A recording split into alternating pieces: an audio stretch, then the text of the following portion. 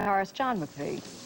Of all the great tales and the rumors of Fleetwood Mac's disbanding, so your mental health seems intact, and your demise was not as imminent as many thought. So how's the mental health of the band? Well, we enjoyed making this last record. It felt there was some fire in the band still, which was, you know, we didn't know at the point when we stopped doing the Mirage tour, which was about 5 years ago.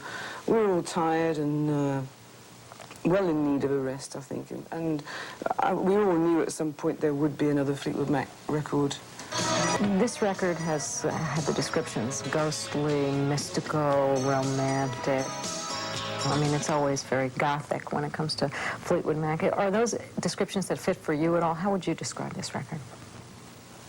Ghostly, mystical. I don't know where that... Well, I think that there's always a certain amount of romance on our records. I mean, yeah. You know, that's because I'm writing some of the songs. I always write about romance.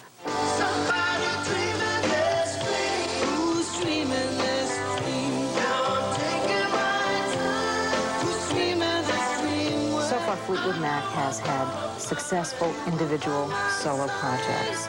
Now, so far, John, you have avoided or gotten away with or not been interested in doing your own solo project. The latter is closest to the truth, yeah. But I think that may change. So are you contemplating doing something? Yeah. Yeah, somewhere down the line. A little bit scary, or...? Yes, very much so. Maybe one of the reasons I didn't want to assume the responsibility of actually getting into a project like that, which is quite a weight to carry. But yeah, I think it'll happen. That's another thing is, you know, the pressure is on you when you're doing a solo record. When you come together with, you know, 4 tried and trusted other musicians, you feel like you've got a very strong shoulder to lean on that's not about to collapse under you, you know.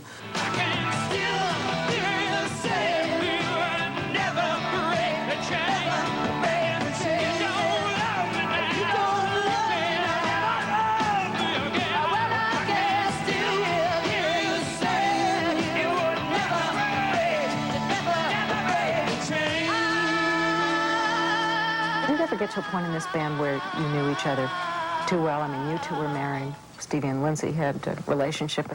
Is it hard to get up night after night and sing, you know, your repertoire of songs when there is a lot of emotional tension on stage? I think that actually that releases the emotional tension, to be honest with you. I always think that no matter what's gone on prior to the, you know, treading the boards at night, I think we all kind of leave that behind when we're on stage, and you tend to even put more feeling into the songs, I think.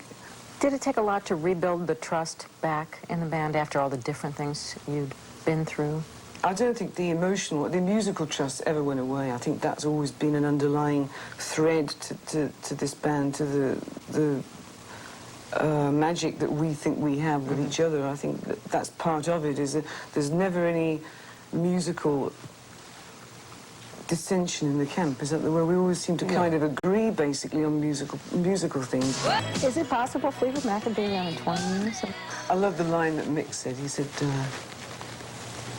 the only thing that stopped Fleetwood Mac is a firing squad. Yes, yes. Tomorrow in part 2, Rona talks with Stevie Nicks and Lindsey Buckingham, who produced the album. Tango in the Night. This morning, Today correspondent Rona Elliot concludes her 2-part interview with the band. This morning, she talks with the ever-elusive Stevie Nicks and with the group's producer, Lindsey Buckingham. It was a very healing thing to do this album. It made everyone feel very good. It brought a lot of unanswered questions back together, and it made us feel really like a band again for the first time in a long time, I'd say. Lindsey, I heard that you were a tough taskmaster in the studio. We started this album in a studio in the San Fernando Valley, but I had been building a studio in my house, so a few months in we moved up there and did really the bulk of the work up there. So I don't know. We would start about 1 in the afternoon, and if it looked like things were going to get going a little, I mean, we would shut down at about 11, but if people looked like they were starting to have too good a time, I'd just sort of walk in my bathrobe and everyone would... How was he really? It wasn't really like he laid down any rules. It just, he just had his very good intentions were to take as little time possible to do wonderful work and not be staying up all night playing Rolling Stones music, which we have been known to do for days. Everybody and really wanted the same thing. It's just that your intention and the reality sometimes are a little bit far. And the fact that it was his private home, it was good. I mean, we got a lot. Maybe it wasn't quite as much fun, but you get an awful lot more done quicker.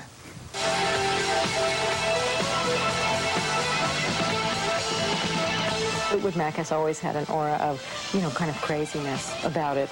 The craziness, really, which always produces a certain chemistry in the studio and on records.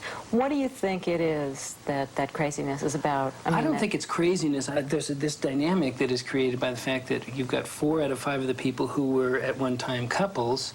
That has created quite an interesting tension from time to time. Say, in the process of Stevie and myself, we were in the process of breaking up right at the time when we started doing Rumors, and we really had to put all of those kind of feelings, personal things that were going on in one side of the room, and put everything else over here and get on with what we knew was important. And I think that what that does is it creates a lot of your personal life tends to be a little more exposed, and everyone is a little crazy underneath the surface. I just think we're a bit more exposed than most. Plus, it gives you great material to sing about. Oh, yeah. It's the musical soap opera. Ladies and gentlemen, please welcome my daughter, Stevie Nicks.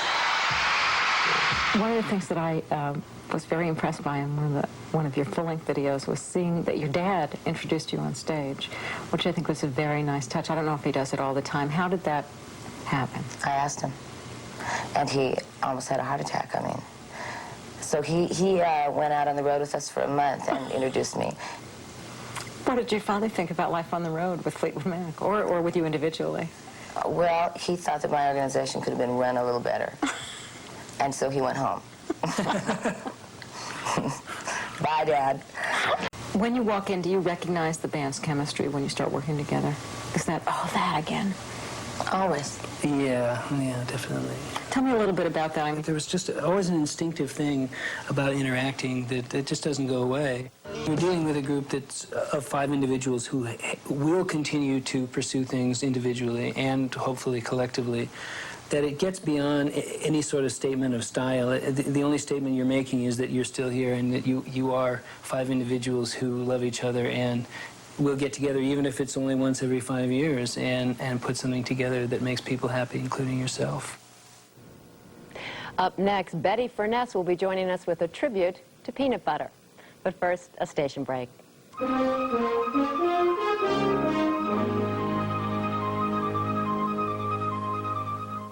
4 women, each with a dream, trapped by one woman who controls them all. That's why I'm so successful. The Beverly Hills Madam, Tuesday. Fact, Jim Butler Chevrolet